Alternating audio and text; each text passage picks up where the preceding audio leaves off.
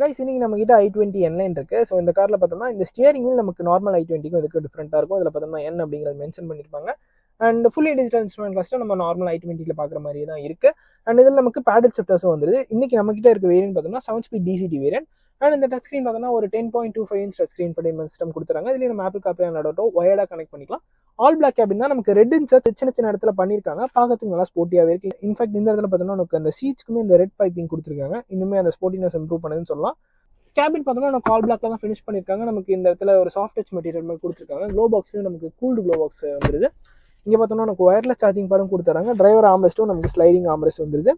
So இதுலையுமே நமக்கு ஒரு ஸ்டோரேஜ் ஸ்பேஸ் இருக்குன்னு சொல்லலாம்.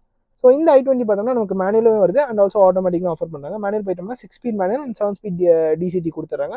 ஸோ இந்த i20யோட பிரைசிங் பார்த்தோம்னா நமக்கு மேனுவல் N6 வேரியன்ட் 12 lakhsல ஸ்டார்ட் ஆகுது. அண்ட் டாப் எண்ட் DCT பார்த்தோம்னா நமக்கு N8 வேரியன்ட்ல 15.65 lakhs வரும் ஆன் ரோட் சேலம்.